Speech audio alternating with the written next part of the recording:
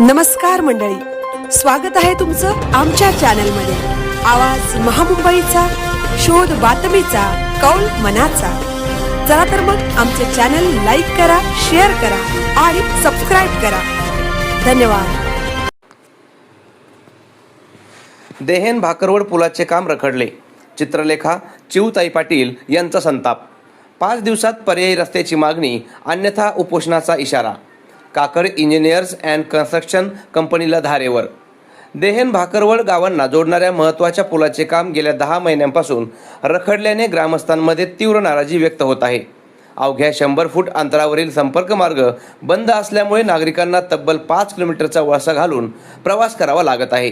त्यामुळे शाळकरी विद्यार्थी, कामावर जाणारे नागरिक, महिला, ज्येष्ठ नागरिक यांच्यासह शेतकऱ्यांचेही मोठ्या प्रमाणात हाल होत आहेत।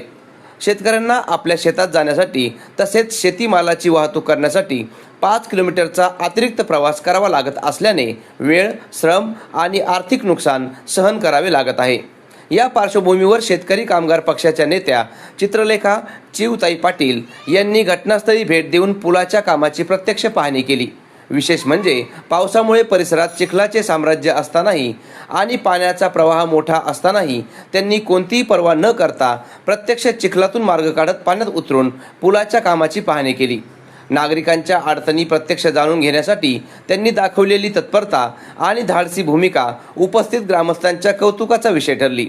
पाहणी दरम्यान चित्रलेखा पाटील यांनी संबंधित कंत्राटदार काकड इंजिनियर्स अँड कन्स्ट्रक्शन कंपनी यांना धारेवर धरत कामातील दिरंगाईबाबत तीव्र नाराजी व्यक्त केली। 10 महिने उलटूनही पुलाची अवस्था जैसे थे आहे। अवघ्या 100 फूट अंतरासाठी नागरिकांनी आणि शेतकऱ्यांना 5 किलोमीटरचा वळसा घालावा लागत आहे। त्यामुळे पुढील 5 दिवसात नागरिकांसाठी पर्यायी रस्त्याची व्यवस्था करण्यात यावी, अन्यथा गावकऱ्यांसह उपोषणाचा मार्ग अवलंबण्यात येईल असा इशारा त्यांनी दिला। ग्रामस्थांनी यावेळी पुलाच्या कामामुळे परिसरातील अनेक सार्वजनिक सुविधांचे नुकसान झाल्याची तक्रार केली। कामादरम्यान पाण्याची पाईपलाईन तुटल्याने नागरिकांना पाणी पुरवठ्याच्या समस्येला सामोरे जावे लागत आहे। तसेच शेजारील बालवाडी जेसीबीच्या कामामुळे बाधित झाल्याचा आरोप ग्रामस्थांनी केला। त्यामुळे बालवाडीतील विद्यार्थ्यांचे शैक्षणिक नुकसान होत असून पालकांमध्ये संतापाचे वातावरण आहे। याशिवाय बालवाडी परिसरातील स्वच्छतागृह व स्नानगृहांचेही नुकसान झाले असून त्यांची दुरावस्था झाली आहे। पुलालगत असलेल्या गणपती विसर्जन घाटाचेही नुकसान झाल्याने धार्मिक व सामाजिक कार्यक्रमांवर परिणाम होण्याची शक्यता निर्माण झाली आहे। या सर्व नुकसानीची भरपाई संबंधित कंत्राटदाराकडून करून घेण्यात यावी अशी ठाम मागणी ग्रामस्थांनी केली। ग्रामस्थांनी सांगितले की पुलाअभावी शेतकऱ्यांची मोठी गैरसोय होत आहे। शेतीसाठी आवश्यक बियाणे, खते, औषधे तसेच शेतीमाल ने-आण करण्यासाठी मोठा वळसा घालावा लागत असल्याने खर्च वाढला आहे। पावसाळ्याच्या काळातही समस्या आणखी गंभीर बनत असून शेतकऱ्यांचे आर्थिक नुकसान होत आहे। यावेळी शेकापचे अनिल पाटील, माजी सरपंच नरेश पाटील, दिगंबर म्हात्रे, कौशिक पाटील यांच्यासह शेतकरी कामगार पक्षाचे बहुसंख्य पदाधिकारी व कार्यकर्ते उपस्थित होते। उपस्थितांनी प्रशासनाने तातडीने हस्तक्षेप करून पर्यायी रस्त्यांची व्यवस्था करावी, पुलाचे रखडल्याचे काम पूर्ण करावे, तसेच नुकसानग्रस्त सार्वजनिक सुविधांची दुरुस्ती करून ग्रामस्थांना न्याय द्यावा अशी मागणी केली। आवाज महामुंबईचा चॅनलसाठी संदेश पाटील, अलिबाग। आवाज महामुंबई या चॅनलसाठी आज तळागाळातील ज्या लोकांवर जेव्हा अन्याय होतो त्या वेळेस चिऊताई धावून येते, हे त्रिवार सत्य आहे। आणि आज या देहेन गावाची खरोखर त्यांच्यावर एक अन्याय झालेला आहे आणि देहेन गावावर खरोखर त्यांनी अन्याय दूर करण्यासाठी चिऊताई इथपर्यंत आलेले आहेत। ताई, आपण हा जो ब्रिजचं जे काम चाललेलं आहे आणि या गावाचं संपूर्ण मार्ग तुटलेला आहे, आता आपण ह्या संबंधात काय ठोस कारवाई घेणार आहात? अनेक दिवसापूर्वी माझ्या लेटर हेडवर आणि देहन ग्रामस्थांनी 10 वेळा PWDला मागणी केली की बाबा हा पूल पावसाच्या आधी पूर्ण झाला पाहिजे, कारण की नाहीतर लोकांचे पूर्ण अडचण होईल आणि डिस्कनेक्ट होतील लोक। त्याचा पाठपुरावा करून सुद्धा हे टेंडर निघालेलं सप्टेंबरमध्ये, ठेकेदाराला ठेका दिलेला सप्टेंबर-ऑक्टोबरमध्ये, आज उघड आलाय, जवळजवळ जुलै आलाय, तरी हे काम अर्धवट आहे। इथल्या आजूबाजूची अंगणवाडी तोडली आहे, काल एक घर इथे तुटलं, तरीही प्रशासकीय अधिकाऱ्यांना PWDला याची जाण नाही, जाग नाही। आज सत्ताधारी इथे शिंदे सेना आहे, त्यांना नुसतं याला टीका कर, त्याला टीका कर, हा पक्ष फोड, त्याच्याशिवाय लोकांचं काही घेणं देणं नाही. आज ह्याच्यामुळे प्रचंड लोकांना त्रास होतोय आणि आता आम्ही शेका पक्ष स्टाईल रस्त्यावर उतरलोय आणि यांना अल्टिमेटम दिलंय.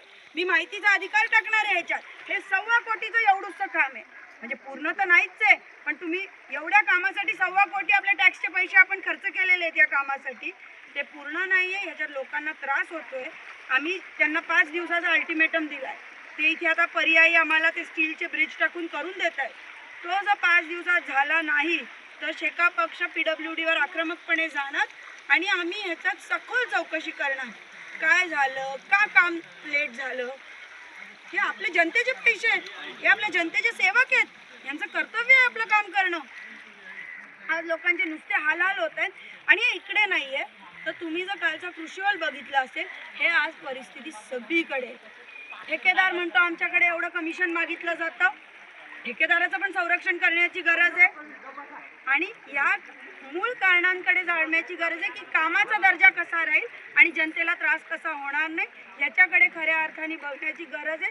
या समस्त जनतेच्या पाठीशी आणि जिथे जिथे जनता पीडित आहे, त्रासित आहे, तिथे शेका पक्ष ठामपणे पाठीशी उभा आहे.